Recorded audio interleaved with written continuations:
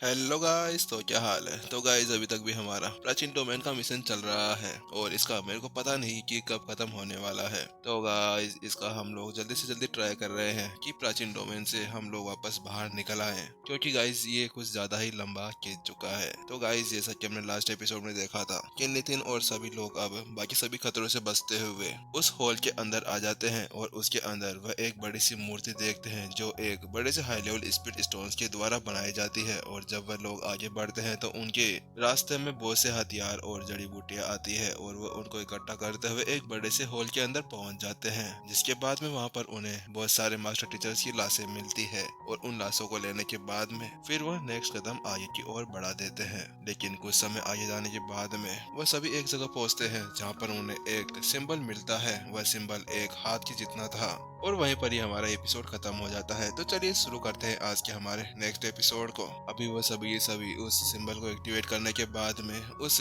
Gate के अंदर आ चुके थे। जैसे ही वो अंदर घुसते हैं तो अंदर का वातावरण पूरी तरह से चेंज हो जाता है और अब उनके सामने 9 दरवाजे थे। वह सभी 9 दरवाजे गोल थे और उनकी हाइट एक इंसान जितनी ही थी। अब सभी सभी वहां पर चौक के खड़े हुए थे। सभी की निगाहें अब जाफर की ओर बढ़ गई थी, क्योंकि वह फॉर्मेशंस के बारे में ज्यादा जानते थे। लेकिन अब जाफर को भी कुछ पता नहीं था, इसीलिए अब वह भी नितिन की तरफ देख रहे थे।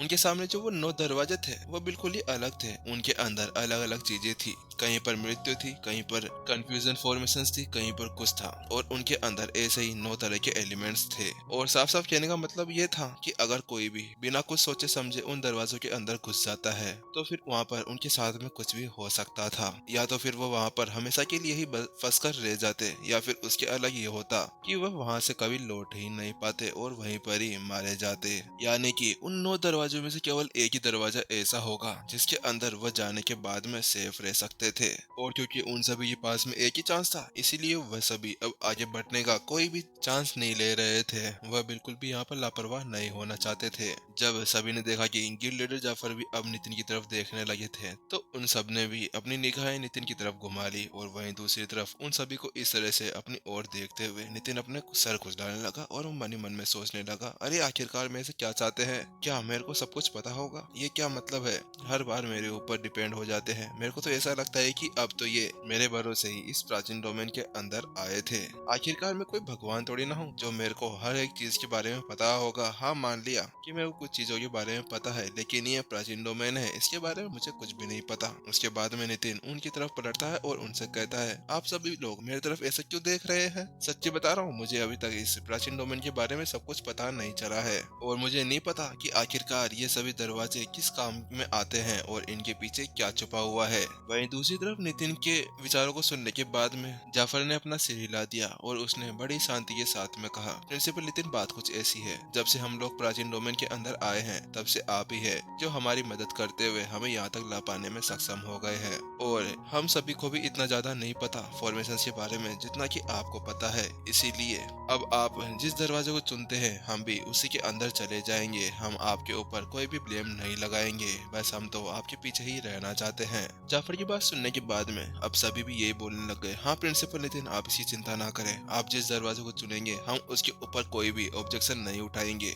बस आप तो हमें ये बता दीजिए कि हमें किस दरवाजे के अंदर जाना है, हम आपके पीछे पीछे वहीं पर ही चले जाएंगे। उन सभी की इस तरह की बातों को सुनने के बाद में अब नितिन भी कुछ नहीं कर सका, बस उसने अपना सिर हिला दिया और वह गहरे चिंतन के अंदर चला गया और उनसे कहता है, ठीक है, अब मैं ही कुछ करता हूँ। उसके बाद में नितिन सोचने लगा और उसके बाद में उसने अपनी आई ऑफ इंसाइट एक्टिवेट करी और आई इंसाइट को एक्टिवेट करने के बाद में अब वह उन दरवाजों की चक्कर लगाने लगा। ऐसे करते करते अब वह कुछ ही समय बाद में एक गेट के सामने पहुंच जाता है। नितिन ने अपनी स्वर्ग की लाइब्रेरी का यूज इसलिए नहीं किया था क्योंकि अब उसे अच्छे से समझ में आ गया था कि स्वर्ग की लाइब्रेरी यहाँ पर कुछ ज्यादा उसकी हेल्प नहीं कर पाएगी, क्योंकि अगर उसने उन दरवाजों के ऊपर एक बुक बनाने की सोची भी तो स्वर्ग की लाइब्रेरी तो केवल उसके अंदर लगी हुई फॉर्मेशन और उस दरवाजे को बनाने वाली सामग्री के बारे में लिखा हुआ होगा। इससे ज्यादा उसके अंदर अंदर कुछ भी नहीं होने वाला था। इसी के साथ में अब नितिन एक दरवाजे के सामने जाकर खड़ा हो गया था और अब उसके सामने वह गौर से देखने लगा था। नितिन को उस दरवाजे के सामने खड़ा होते देख आदर्श आगे बढ़ता है और वह भी उसके पास में चला जाता है। उसके पास में जाकर वो देखता है तो नितिन अभी नीचे देख रहा था और जब उसकी नजर नीचे देखता है तो वो पाता है कि उसके सामने खून के धब्बे पड़े हुए थे, क्योंकि वह सभी खून के धब्बे बहुत ही ज्यादा पुराने थे,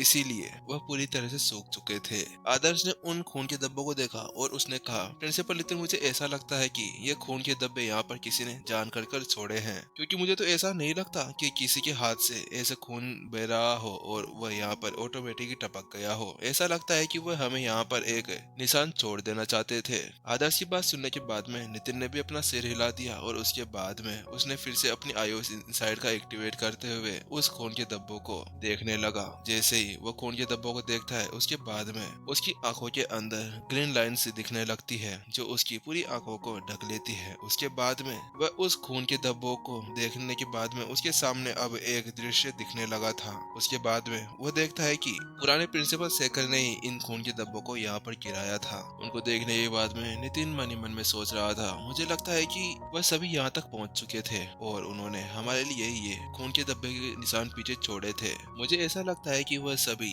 यहाँ पर आराम से पहुँच पाने में कामयाब हुए थे, क्योंकि उन सभी को इसके बारे में पता होगा कि प्राचीन डोमेन के अंदर कहाँ पर खतरे थे, इसीलिए वह उन सभी परेशानियों से बचते हुए यहाँ तक पहुँच गए थे। फिर नितिन अपने साथियों की तरफ पलटता है और उनसे कहता है वह लोग यहाँ से गुजरे थे।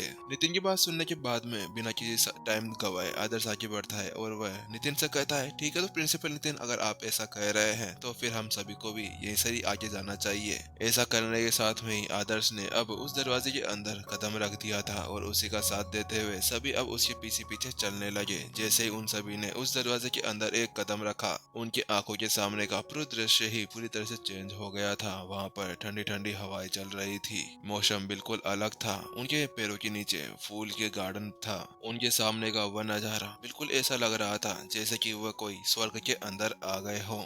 उस नजारे को देखने के बाद में सभी हैरान हुए बिना नहीं रह सके, क्योंकि आखिरकार उन्होंने ऐसा कुछ भी नहीं सोचा था। क्योंकि वो तो ये सोच रहे थे शायद इस दरवाजे को पार करने के बाद में उनके सामने एक और बड़ी परेशानी आ जाएगी, या फिर उससे अलग ये होगा कि उनके सामने एक और परीक्षा प्रकट हो जाएगी। लेकिन उस सबसे अलग उनके सामने का दृश्य उनकी सोच से बिल्कुल ही अलग था। और उसी हरियाली को देखते हुए वह सभी अब आसपास में देखने लगे, लेकिन अचानक से उनके बीच में से एक लड़ाकू मास्टर की आवाज आती है, सभी इधर आओ, वो देखो उधर क्या है।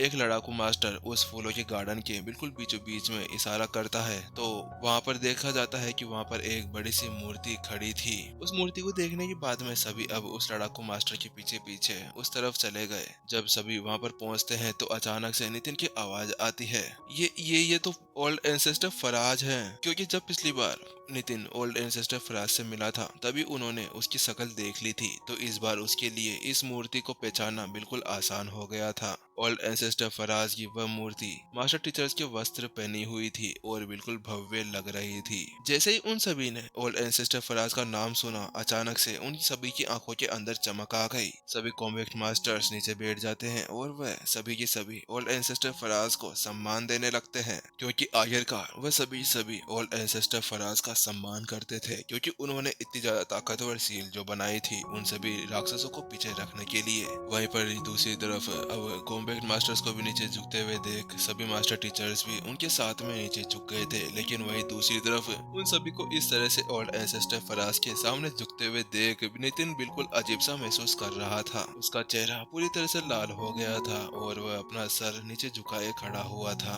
वह अपने पैरों को देखा जा रहा था, क्योंकि अब उसको बिल्कुल भी अच्छा नहीं लग रहा था, क्योंकि अभी उसके सामने वह कुछ समय की पहले की बातें याद आने लगी थी, जब वह ओल्ड एंसेस्टर फराज से मिला था और वह उनके सामने जाकर बिल्कुल एटीट्यूड के साथ में उन्हें अपना स्टूडेंट बनाने के लिए बोल रहा था। और उन्हीं चीजों को सोचने के बाद में नितिन का चेहरा और भी ज्यादा लाल होने लगा था। लेकिन नितिन यहाँ पर उन सभी को ऐसी कोई चीज बता भी नहीं सकता था, क्योंकि नितिन भी जानता था कि अगर इन सभी को इसके बारे में पता चल गया कि उसने वहाँ पर कैसी हरकत की थी तो उसके बाद में तो ये सभी उसको यहीं पर ही दफना देंगे। क्या पता प्राचीन डोमेन के अंदर तो इसकी ऐसी हालत ना हो। इससे अलग ये होगा कि ये सभी मास्टर टीचर्स मिलकर उसको यहीं पर ही दफना देंगे और यही सोचते हुए अब उसके कदम भी डगमगाने लगे थे। वह अपने ख्यालों के अंदर ही था कि अचानक से जमीन हिलने लगी और एक वहां पर जोर से शॉकवेव होती है, बूम। और उसी के साथ में पूरे एरिया के अंदर तेज हवाएं चलने लगती है। जो मूर्ति अभी उन सभी के सामने खड़ी हुई थी उसके अंदर हल्के हल्के क्रैक्स पड़ने लगते हैं और अचानक से उसकी आंखें चमकना शुरू हो जाती है।